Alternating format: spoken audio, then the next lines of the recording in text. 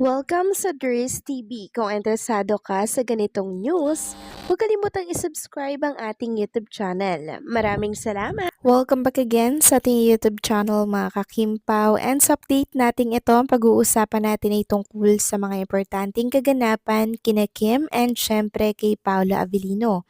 Pero bago po ang lahat, maraming salamat sa inyong patuloy na pag-support at pagsubaybay sa mga daily update natin.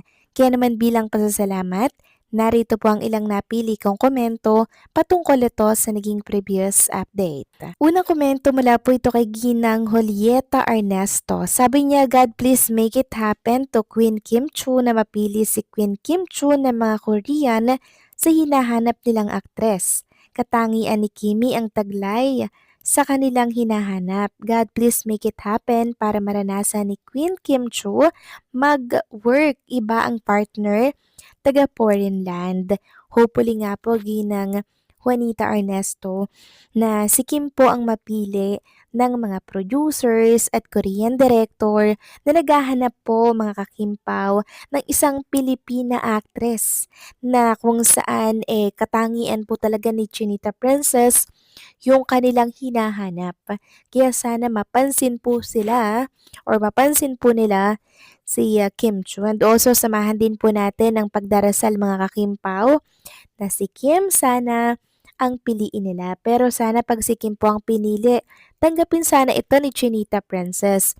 Dahil for sure, sobra-sobrang makikilala si Kim sa iba't ibang panig po ng ating mundo, lalo na po sa Korea. Kasi syempre ipapalabas po yan sa Korea, tapos doon po yan isushoot mga kakimpaw. Yun yung nakaka-excite doon.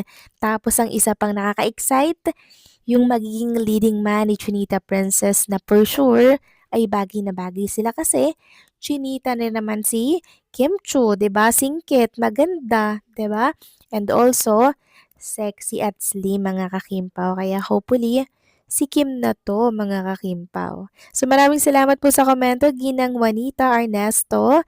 God bless po at mabuhay kayo. Next comment naman mula po kay Ginang Arlene Cassius. Sabi niya dito, okay ako dyan, Miss Grace at Chuck. Magpapaalam naman yan si Kim kay Paolo. Kung sakaling siya ang mapili at mas maganda kung ang makatambal niya ay sina Ji Chang-wook, Lee Min-ho, Yun Bin at mas okay pa pag mag-collab ang Binjin couple at Kim Pao Chak. Blockbuster yan pero kung itambal si Kim sa mga baguhang aktor sa Korea na hindi pa gaano kakilala sa Korea, wag na lang. Baka si Kim pa magpasikat sa kanya. Pero kung mga sikat na aktor siya sa Korea, ipareho ha.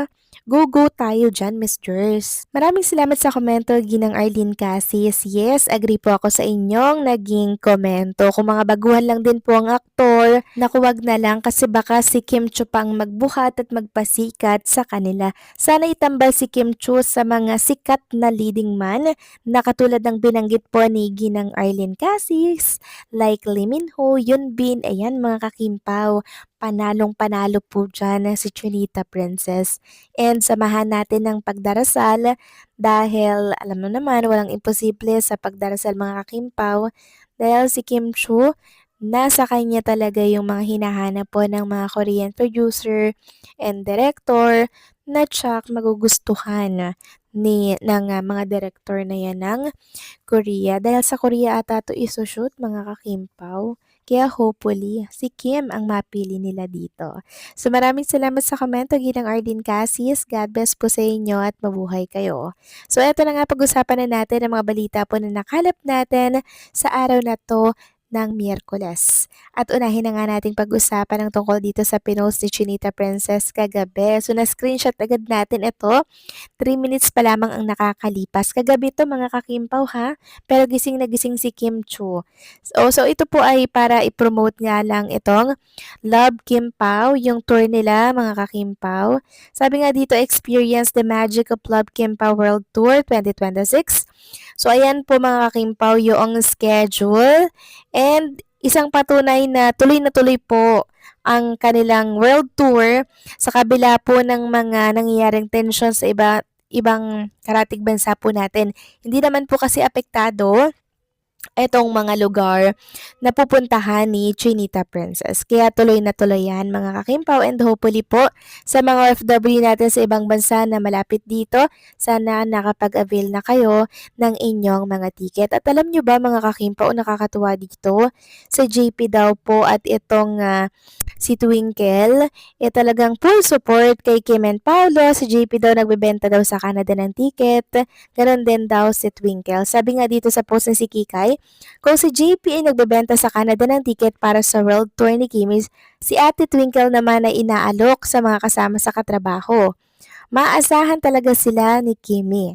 Gumagaan ang lahat kapag tulungan. Then mababasa dito, wow, grabe ang support system ni Kimi, kaya mas lalong namomotivate mag-work. Kung si JP nagbenta ng ticket sa Canada para sa World Tour ng kapatid, ngayon naman si Ate Twinkle sa mga ka-work naman niya. Nakakatuwa mag-work at gaganahan kung ganyan ang family na meron ka. Yes, mga kakimpaw, no? Full support talaga itong kapatid ni Chinita Princess. Samantalang kakapasok lamang po na balita mga kakimpaw. So meron po tayong nabasang post mula po kay Ginang Maria Teresa G. Pilapil na page na si Kim daw at Paolo ay di umano nagpaiwan dito po sa Paris, France. Sabi niya, si Mama Jet umuwi na. Nagpaiwan si Paugi ay magkasama talaga ang magjosawa Kim Pao. Then may bago pa siyang post mga kakimpaw. Ito naman yung sabi niya. Nagsiuwian na sila, naiwan si Kim at Pao. O di ba? Wow, sila na lang dalawa magkasamang magbakasyon ang Kimpaw. So dahil sa balitang to mga kakimpaw, sobrang saya po ng aking puso at maging ang mga nakabasa dito po sa Facebook. Sobrang natuwa din sila at kinilig kahit na wala pong mga picture na inilalapag. At least maganda naman po yung nangyayari sa likod po ng camera. Deserve nga naman ni Kim and Paolo mga kakimpaw na magbakasyon, 'di ba?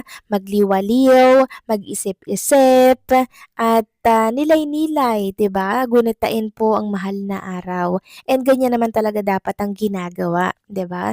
Totally po no social media muna si Kim and Paolo kasi quality time nga naman sila dahil pagbalik nila dito sa Pilipinas ay for sure hectic na naman ang kanilang schedule, kabi-kabila na naman ang promote, kabi-kabilang project, kabi-kabilang schedule ng endorsement, kaya sulitin niyo yan Kim and Paolo. Enjoy lang ang vacation and sulitin ninyo ang mga oras na andyan kayo sa ibang bansa. Yun ay kung magkasama talaga kayo. Simula po kasi nang lumabas ng bansa or Pilipinas si Kim Chu, never po siyang nag-update or naglapag ng mga picture kung nasaan po siya mga kakimpaw. Pero alam natin na nag-e-enjoy siya kasama ang mahal niya sa buhay. Alam naman natin kung sino yan mga kakimpaw, 'di ba? Kaya enjoy lang Kim Chu, sulitin ang vacation.